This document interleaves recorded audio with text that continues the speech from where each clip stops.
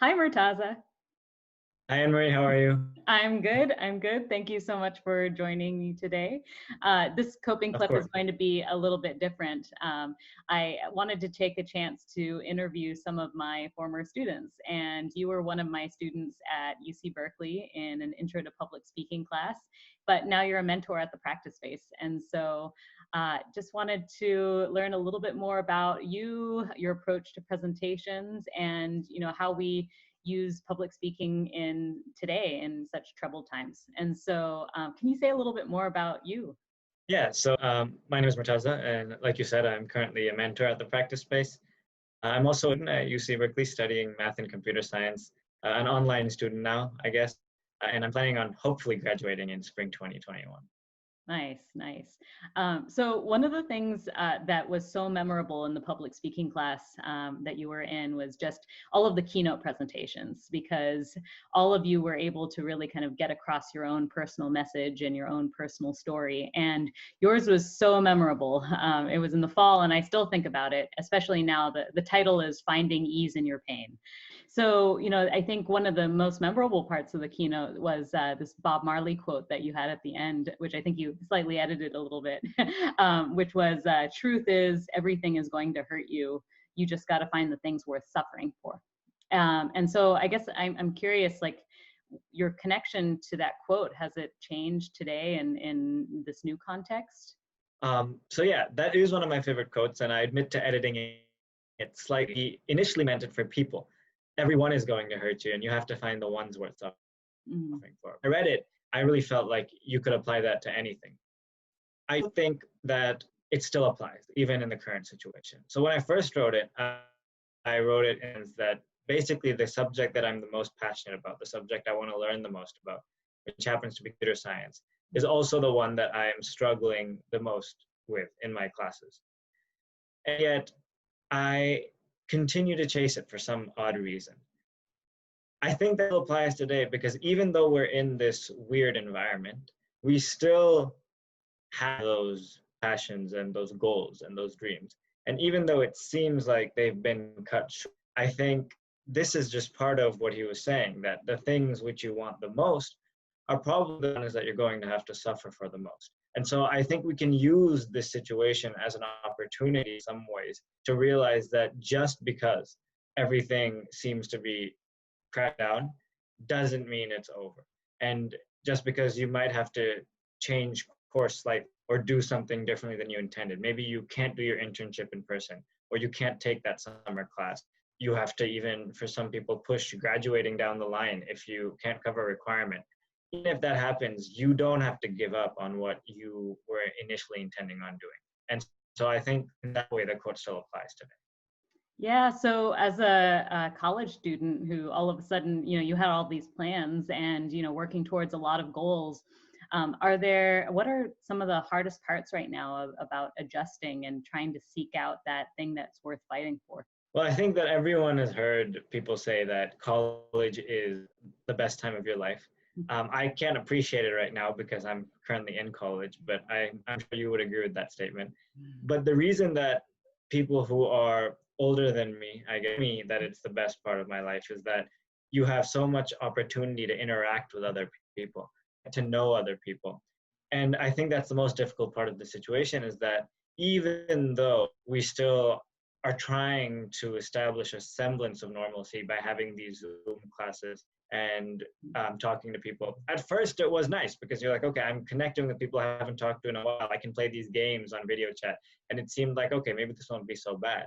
But after a while, it started a little bit old. And you realize that not being able to interact with people, whether it be for studying, whether it be for testing ideas, or even just talking to your friends, really, it's not the same if you're not in person.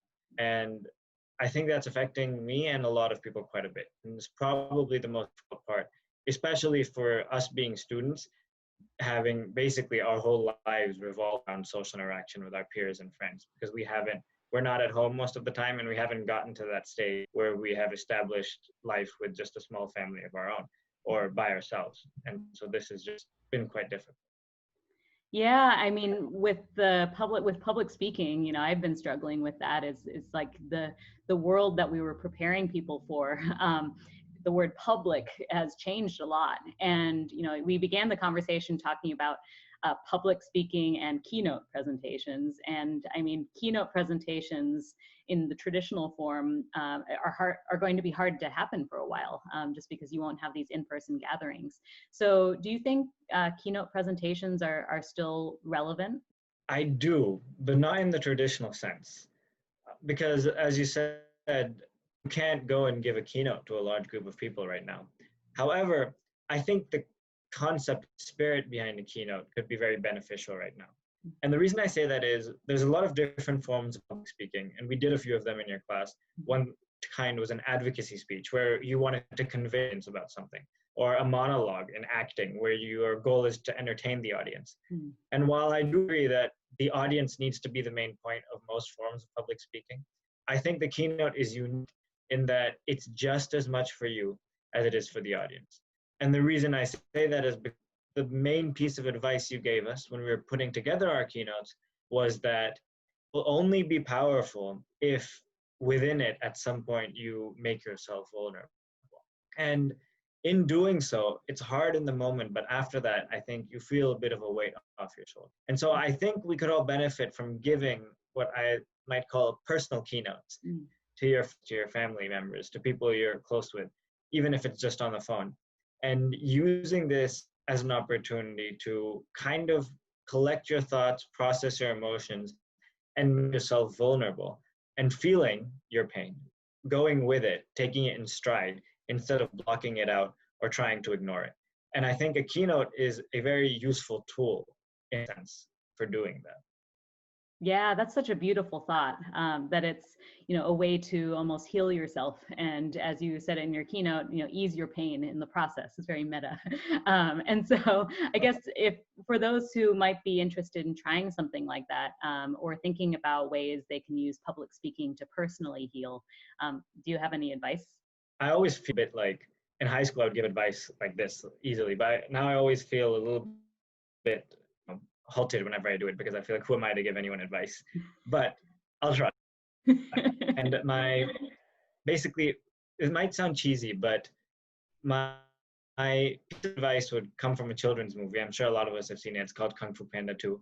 And if you haven't, you should. And it's meant to be comedic, but I also think there's a valuable lesson in that the main character finds out that he's adopted, that his family, everyone has been killed, and he's the only one left. And essentially, middle of the movie, he's on the verge of death, and he's trying to heal, both physically and mentally. And he keeps on having these flashbacks of these painful moments he only barely remembers, and then he stops them, and he basically fights them, and he's been doing this the whole time, the whole movie. And at this point, there's this supposedly wise character that comes to him and says, "Stop fighting, let it flow." And I think that's really relevant here, even though it's in an idealistic sense in the movie. I think we can apply it practically in that no one is going to benefit here from taking your pain, taking everything that you're feeling and just shoving it away or trying to block it or trying to stop it. I think we need to take it in stride. We need to accept that it's there, to feel it as we continue going on through whatever we're doing these days, and realizing that by letting it stay there, by letting it shape you and letting it kind of form your emotions and your thoughts during this time, it'll make you a stronger person when you come out on the other end, as opposed to ignoring it and having it come back to cause you pain. That's such a beautiful idea. Thank you so much. I mean, I know like a lot of this with public speaking too, it's easier said than done. But I think one thing that you have talked about today is just, you know, the little steps to get started and how, you know, a lot of this is personal and very emotional, and that we can use our own messages and our own public speaking to heal ourselves in the process, whatever it is and whatever message we have. So thank you for that. I really appreciate you coming and being interviewed today. Thank you. Yes, of course. Thank you for having me. All right. Bye, Murtaza.